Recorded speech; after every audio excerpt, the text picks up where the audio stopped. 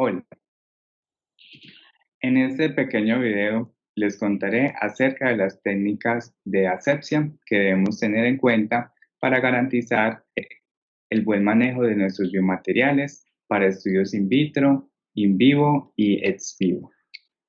La contaminación suele ser un problema mayor en los cultivos celulares.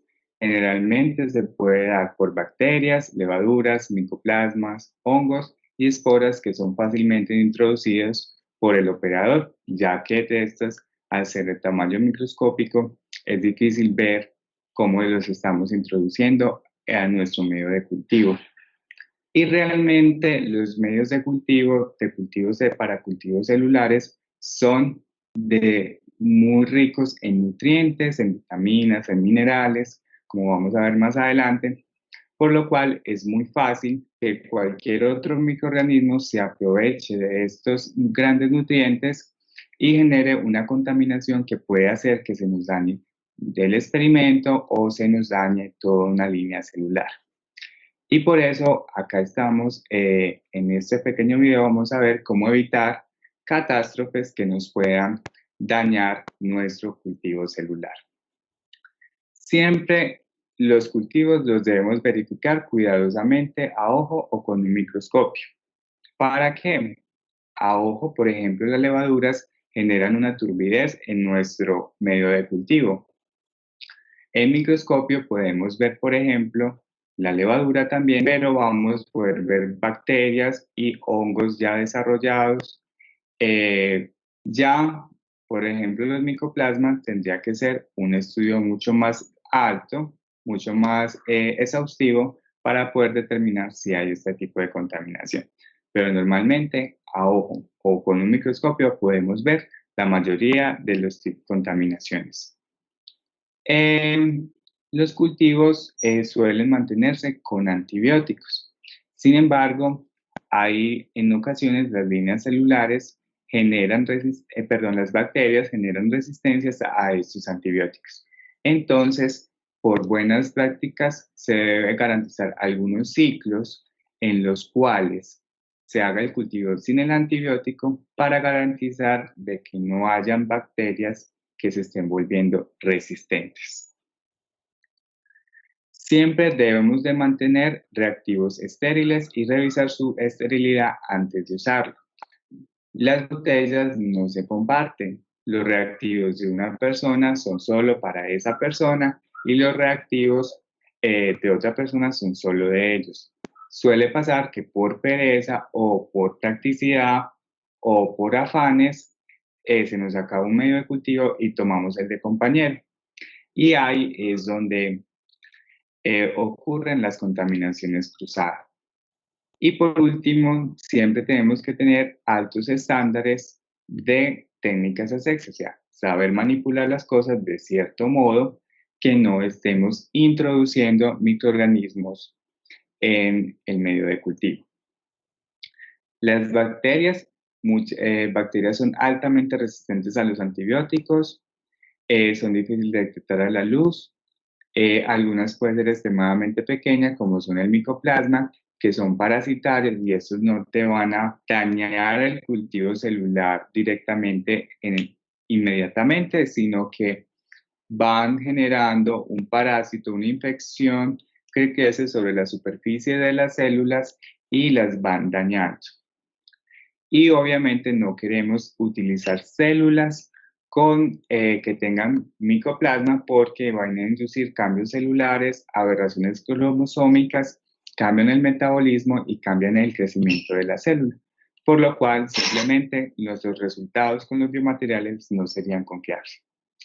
El micoplasma, como les comenté, es de las contaminaciones más difíciles de tratar y por eso como recomendación frente a una contaminación con micoplasma es que todo cultivo con micoplasma se debe descartar.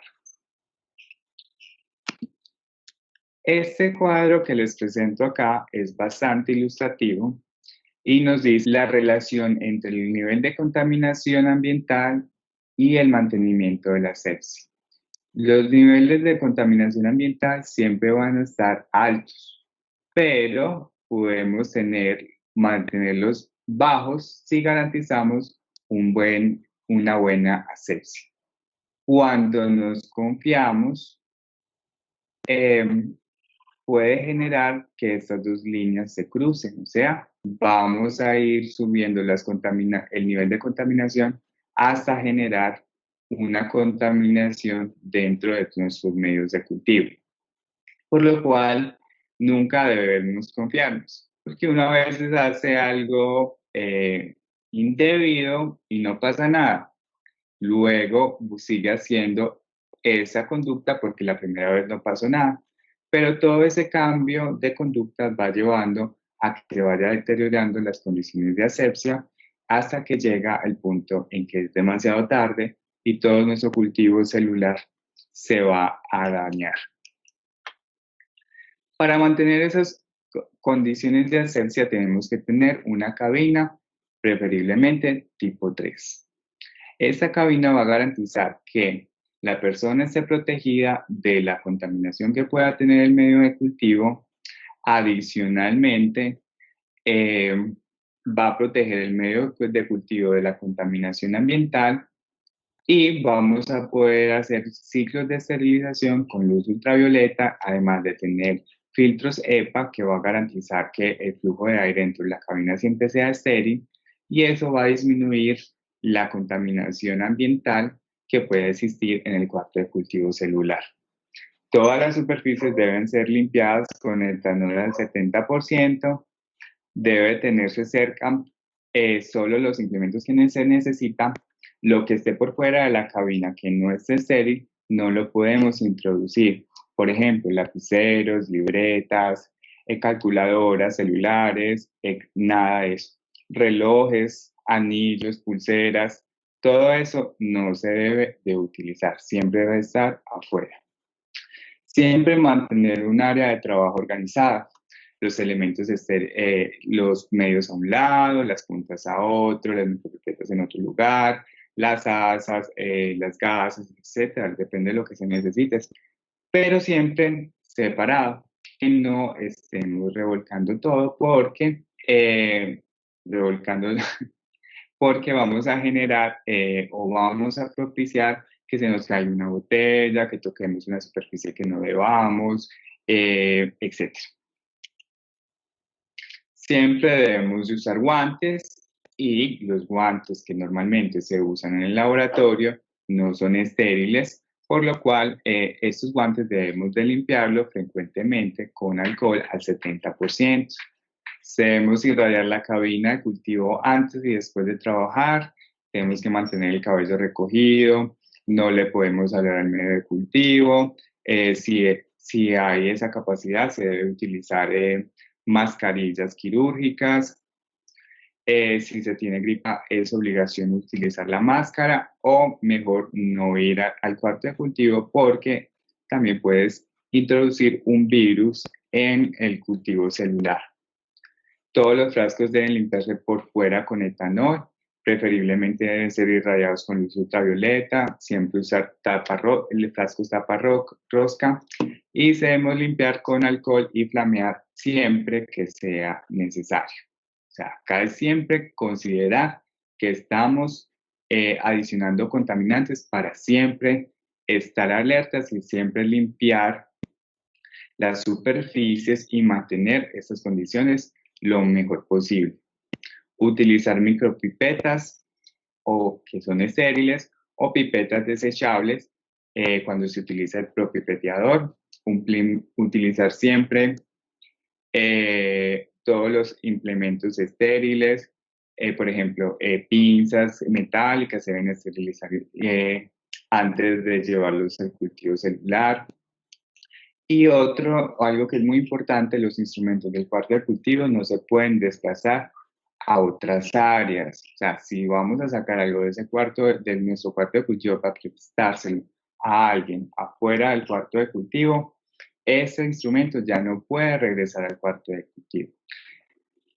Si lo queremos volver a introducir, tenemos que llevarlo a esterilizarlo, a un proceso de esterilización y luego sí lo podemos utilizar y preferiblemente no volverlo a sacar porque siempre tenemos que mantener nuestro cuarto de cultivo lo mejor equipado para no estar yendo, se me faltó tal cosa, entonces tengo que salir, tengo que traer otras cosas, no sé si están bien estériles, está guardado en otro lugar, entonces así sea por el empaque estamos introduciendo contaminación a nuestro cuarto de cultivo, entonces lo mejor es no hacerlo, es bastante riesgoso porque las condiciones de nuestro cuarto de cultivo es mucho más elevado que el resto de laboratorios de biología o de química. Tenemos que mantener un beaker con un embudo y un filtro para descartar las cosas. Por ejemplo, tenemos que cambiar medio de cultivo, lo debemos de descartar para introducir nuevo medio de cultivo. Si utilizamos las pipetas, este tipo de pipetas desechables que son bastante largas y pueden ser un poquito engorrosos, siempre tenemos que asegurar que no toquen ninguna superficie con la punta o que está en contacto, que va a tener contacto con el medio de cultivo, como tapas de recipientes, las mismas paredes de la cabina, el, el, el, el mesón de la cabina. No podemos tocar esas áreas, incluso si aún si se irradiaron o se limpiaron con etanol del 70%, tenemos que tener presentes que aunque se haga todo ese proceso, puede que no esté completamente estéril y que esa zona que acabamos de tocar tenga alguna bacteria, algún microorganismo que nos dañe el medio de cultivo. Entonces, si se toca esas superficies, se debe descartar inmediatamente esa pipeta o esa punta, solo por precaución. El libro, nuestro libro guía, dice qué hacer y qué no hacer eh, respecto a, para mantener la técnica séptica. Acá les dejo este cuadrito para que revisemos. Y finalmente, frente al manejo de las cajas de Petri y las cajas de cultivos celulares, tenemos que tener en cuenta de no dejarlas abiertas durante un periodo prolongado, porque entonces estamos propiciando de que algo entre y nos contamine el medio de cultivo. Cuando se muevan platos para transportarlo al interior de la incubadora, tenga cuidado de no inclinarlo, o sea, siempre con mucha delicadeza vamos a poner nuestros platos de cultivo para que si los inclinamos el líquido puede ensuciar las tapas y esas tapas sucias van a permitir que se vayan alojando microorganismos. Usar platos ventilados, esto es para permitir el ingreso de CO2 que está en la cabina.